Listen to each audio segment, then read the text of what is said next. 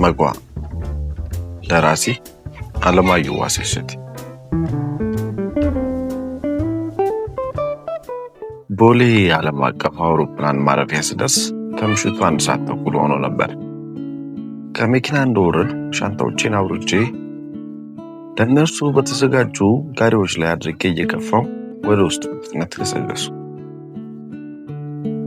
ከዚህ በፊት ዓለም አቀፍ በረራ አድርጌ የማላውቅ እስኪመስል ድረስ ከነበርኩበት የመቸኮልና ግራ የመጋባት ስሜት ውስጥ የመለሰኝ አንተ እኮ ነው አትሰማም እንዴ? ትኬትህን አሳይ እኮ ነው የሚልክ የሚለው ቁጣን ያዘለ የአንድ ሴኩሪቲ ንግግር ነበረ። ከሀሳቢ በፍጥነት ተመልሼና ደንገጥ ብዬ ይቅርታ ጠይቄ ትኬቱን ከፓስፖርቴ ጋር በአንድነት ሰጠሁት። እያዳመጥክ አትሄድም? ምን ሆነሃል አለኝ። በማፈር ስሜት ውስጥ ሆኜ ይቅርታ ስጠይቀው ትኬቱን በፓስፖርቴ ውስጥ አድርጎ ፊቴን አተኩሮ እያየ መለሰልኝ። ሆኜ ነበር እያልኩና ራሴን እየወቀሱ ስገባ ነበር ቦሌ ድረስ ያደረሰችኝ ተክሌን እንኳን ሳልሰናበታት እንደገባው ያስታወስኩት። ከሀሳቤ ራሴን እንደምንም አረጋግቼ የበር ላይ ፍተሻውን አልፌ ወደ ውስጥ በመዝለቅ ካሉት የመንገደኞች ማስተናገጃ ደስኮች ወደ አንዱ ወረፋውን ጠብቄ ጠጋሉ። ጤና ይስጥልኝ፣ ወዴት ነው የሚሄዱት አለችኝ ወጣቷ የአየር መንገድ ሰራተኛ። ወደ ዋሽንግተን ነው አልኩኝና ፓስፖርቴና ትኬቴን ሰጠሁ። ቪዛና ትኬቱን ከመረመረች በኋላ የኮምፒውተሩን ቁልፍ እየነካካች የት ነው የሚያርፉት አለችኝ። ለጊዜው ማረፊያውን አላወኩም። እዛው ስደርስ ሆቴል ፈልጌ ነው የማርፈው አልኩኝ። ከጊዜው በፊት ማረፊያውን ካላወቁ ሲስተሙ መሳፈሪያ ቅጽ ለማውጣት አይችልም አለች። እንዴ ታዲያ ያላዘጋጀሁትን አሁን ባለቀ ሰዓት ምን አደርጋለሁ አልኳት። አዝናለሁ፣ ምናልባት ዘመድ ወይም ጓደኛ ዋሽንግተን ካሉት ስልክ ደውሎ አድራሻ መቀበል ይሻላል አለች። አረ የማውቀው ማንም የለኝም፣ ስም ባስታውስም ስልክ የለኝም። ባውቅስ ድንገት ደውዬ ልመጣ ነው የቤትን አድራሻ ስጠኝ ብል ምን ይባላል ኩኝ በሀሳብ እዛው እንደቆምክ በሀሳብ መንጎዴን አይታ ይቅርታ ሌላ መንገደኛ ማስተናገድ ስላለብኝ ቦታውን ቢለቁልኝ ያለችኝ በታላቅ ትህትና እሺ አልኩና ቀልጣፍ ብዬ ወደኋላ አፈገፍ። ወዲያው አንድ ዘመዴ መጣልኝ። በእጅ ያለው ሞባይል ሽቦ አልባ ወይም መደበኛ ስልክ ባለበት አካባቢ ኢንተርኔት ማየት ያስችላል። ወዲያው ዋሽንግተን ፕላስ ሆቴል የሚል ጻፍኩና ጉግልን እንዲፈልግ ገፋሁ። ወዲያው በርካታ ሆቴል እስከ አድራሻው ይዞ ብቅ አለ። አንዱን መረጥኩና ወደ ካውንተሩ ጠጋ ብዬ አንዱን አድራሻ ነገርኩ። ኮምፒውተሩን ቁልፍ ስታንቋቋ ቆየችና ሻንጣዋን እዛ ጋር አድርጉት አለችኝ። እኔም እንደ ዘንዶ እየተሳበ ከሚሄዱ ሸራ መሰል ጣፍ ላይ አስቀመጥኩ። መልካም በረራ ብላ የመሳፈሪያውን ቅጽ ከጉዞ ሰነዶች ጋር መለሰችልኝ። የእጅ ሻንጣዩን ይዤ ለበረራ ወደምጠቀምበት ውስጠኛው ክፍል እያመራሁ አሁን ኢንተርኔት ባይኖር እውነት ሊያስቀሩ ይኖሯል አልኩ ለራሴ። እንዳው ይህን ኮምፒውተር የሚባል የፍጥነቱን ያክል እጅግ ቀሽም ነው ያሉ። ነገሩ ኮምፒውተሩ ምን አደረገ? እንዲህ እንዲሰራ ወይም እንዳይሰራ ያደረጉት ፕሮግራመሮቹ ናቸው። በቃ ይሄ የሰለጠነው ዓለም ከቴክኖሎጂ ጋር ከአሰራር ድክመቱ እኛም ጋር ስትክ ብሎ ገባ ማለት የህሊና ውስጥ ጥያቄ ነበር። በምዕራቡ ዓለም ቴክኖሎጂውና የሰለጠነ አሰራሩ እንዳለ ሆኖ እንዲህ አይነት የሰብአዊነት እሴቶችን ማጥፋቱ ግን ከባድ ዋጋ እያስከፈላቸው ነው።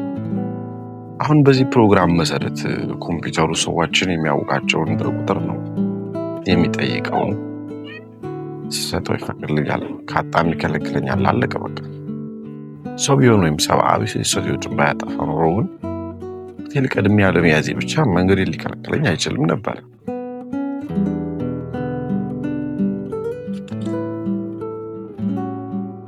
እሷስ እንዴት ደውለህ ጠይቅ ትለኛለች። የእጅ ሻንጣዬን እየጎተትኩ አመስግና ከሸኘችኝ አስተናጋጅ ጋር በሀሳቤ ሙግት ገጠምኩ።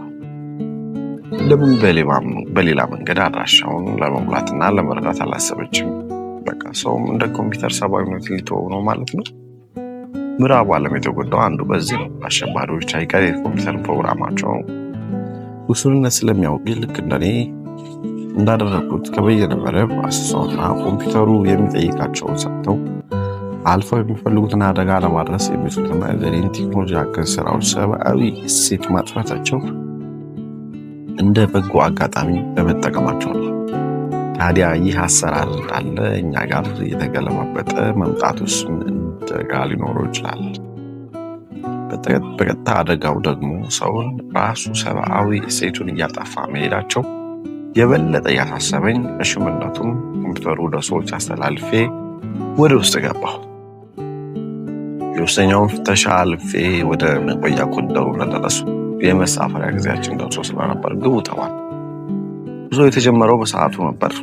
የኢትዮጵያ አየር መንገድ ቦይንግ 767 አውሮፕላን አኮብኩቦ ሲነሳ ምንም መንገጫገጭ ሳያሰማ እንደ ነብር ብድግ ብሎ አንድ ንስር መሰስ አለ። ከዚያ ከፍታው በፍጥነት እየጨመረ የግራ ክንፉን ወደ ታች የቀኝ ክንፉን ወደ ላይ አሰይፎ ተንደርድሮ በተነሳበት ሰሜን ምስራቅ አቅጣጫ ቀስ በቀስ ወደ ግራ ዘወር በማለት አንድ አስደሳች ስሜት እየለገሰን ደመናውን እየሰነጠቀ የሰሜን አቅጣጫን ይዞ ወደ ባህር ዳር ከዚያም በካርቱም አድርጎ ወደ ሮም ይከንፍ ጀመር። ወደ ተለያዩ ሀገሮች በብዙ አየር መንገዶች ተጉዣለሁ። በኢትዮጵያ አየር መንገድ ስጓዝ ግን በሆነ ደስታ እና ክብር ይሰማኛል። በተለይም የአብራሪዎቹ ብቃት ምንም እንኳ እንደኔ ያለ የአውሮፕላን በረራ ግምገማ ወይም የሆነ ሰው አስተያየት ሊሰጥ የማይችለው ሲያርፍና ሲነሳ ለተሳፋሪዎች ከሚሰጠው ምቾትና ድምፅ ያላለፈ ቢሆንም እርሱ ራሱ ለአብራሪዎቹ ብቃት ላይ ከፍተኛ መተማመን ስለሚፈጥርብኝ ሁልጊዜም ደስታና ክብር ይሰማኛል። አንዳንዱ እኮ ሲያስነሳው ምንጭቆና አፈገመገመው ስለሆነ ከተነሳም በኋላ ተገጫጭቶና ነጥሮ እንደሚመለስ ኳስ ከፍ ዝቅ ሲያደርገው በአየር ላይ ሳይሆን በኮረኮንች መንገድ ላይ የሚነዳ አሮጌ መኪና ያስመስለዋል። ሲያሳርፈው ደግሞ የጣለው ሁሉ ይመስላል። በኢትዮጵያ አየር መንገድ አብራሪዎች ግን እንዲህ ያለ ነገር አጋጥሞኝ ስለማያውቅ ሁሌም ደስታ ይሰማኛል። አንዳንድ ጊዜማ በሌላው ሙያና ስራ ያጣነውን ሙያን በብቃት መፈጸም እነርሱ ያከካሱልን ሁሉ ይመስለኛል።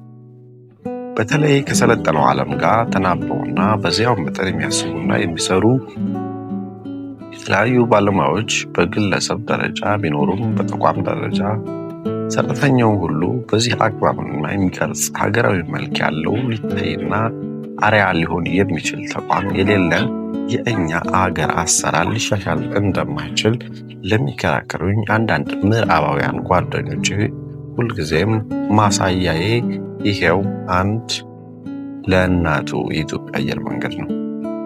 ውስጣዊ አሰራሩን ቀርበን ለማየት እድል ባይኖረንም አየር መንገዳችን እንደ ምሳሌ ይነሳ፣ ግን ብዙዎችን ከክርክራቸው ጋብ ሲሉ ይሰማኛል።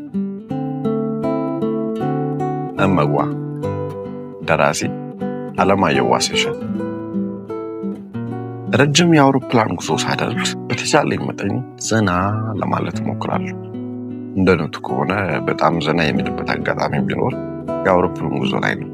ፊልማ ያለው መጠጥ ጠጣለሁ። ምናልባትም ዘና ብዬ ሰው በተሰበሰበበት ቦታ አልኮል መጠጥ የምጠጣበት ቦታ ቢኖር የአውሮፕላን ጉዞ ላይ ነው።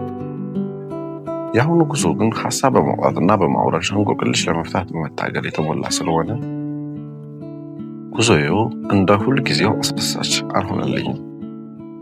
የምግብና የመጠጥ ፍላጎቴም ጭምር የተዘጋ ነበር። ፊልም ለማየት መጽሐፍ ለማንበብ በሞክር አሰልቺ ሆነብኝ። ከግራ ጎኔ በኩል የተቀመጠች ኢትዮጵያዊት ወጣት ልጅ ደርሷት ለኑሮ ወደ አሜሪካ የምትጓዝ ስለነበረች ከእርሷ ጋር ለማውራት ሞከርኩ።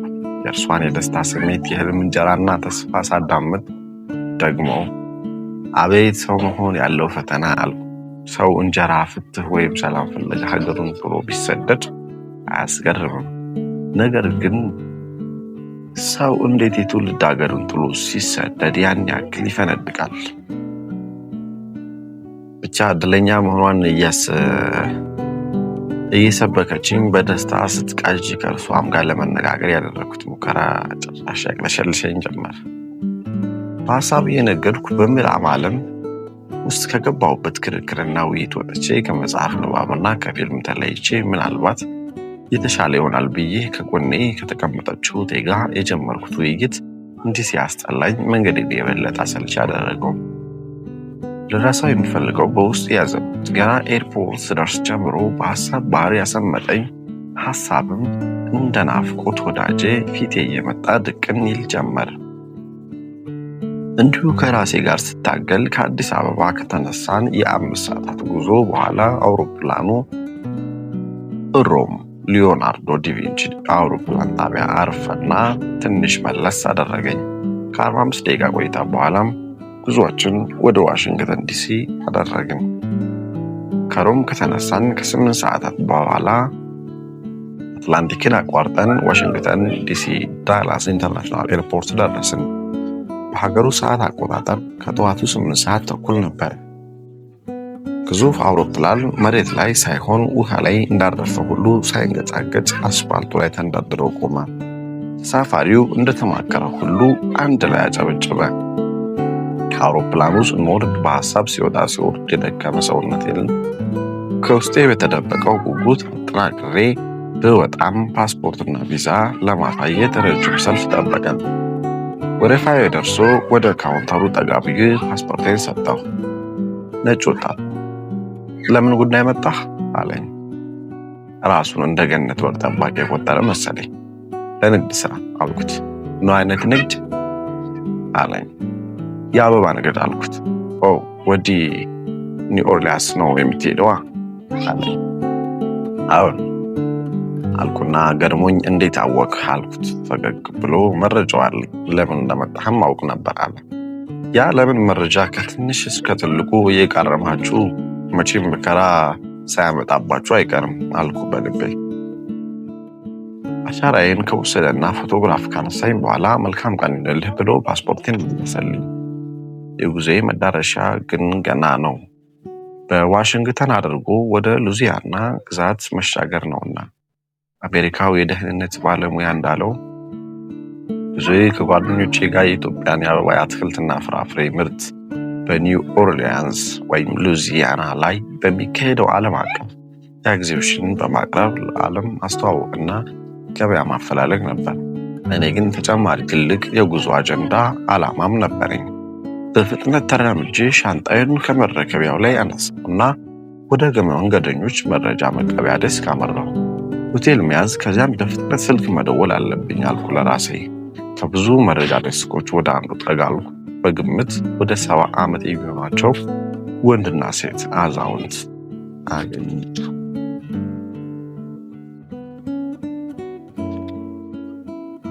ምን ልርዳዎት ጌታዬ አሉኝ ሴቱ አዛውንት የሰለጠነ የመስተንግዶ ትህትና። ለአንድ ቀን ማረፊያ ሆቴል ነበር የምፈልገው አልኩ በስነ ስርዓታቸው ውስጥ እየተገረመ። እዚህ ኤርፖርት አካባቢ ነው ወይስ ዋሽንግተን ዲሲ መሃል ከተማ አሉኝ። ነገ ተጓዥ ስለሆንኩ እዚሁ አካባቢ ቢሆን ደስ ይለኛል አልኩ።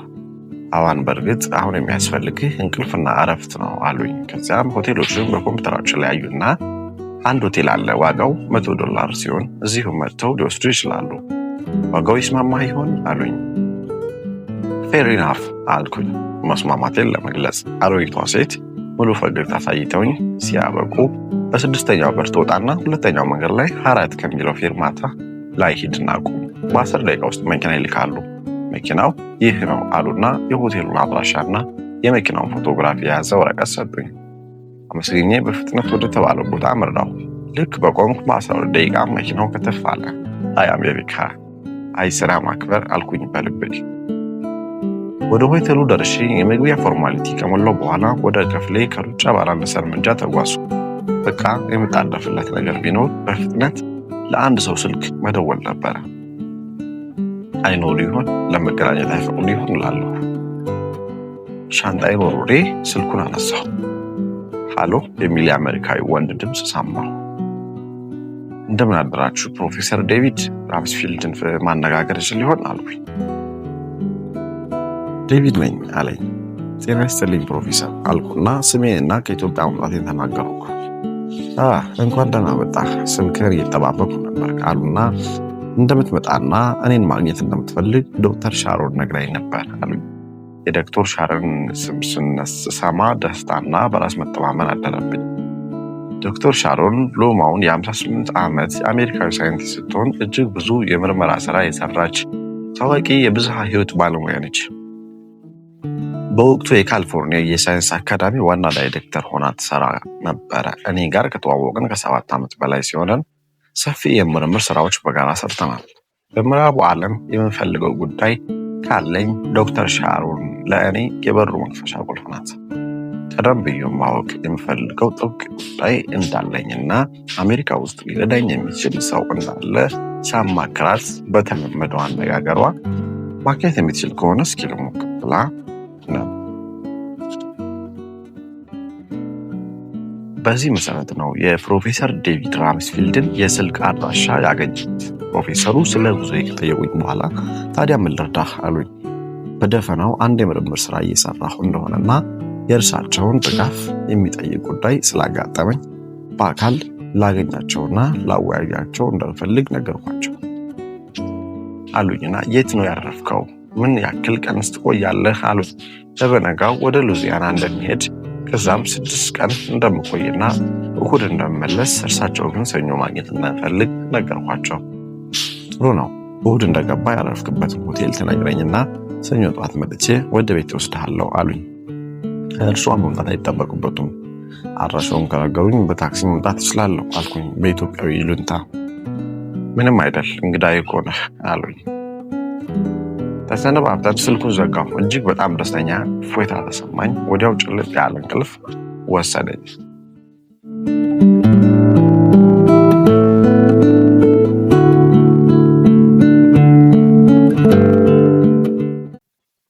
እመጓ ደራሲ አለማየሁ ዋሴ። ምዕራፍ 1 በዚህ ያጠናቀናል። ቀጣይ ምዕራፍ 2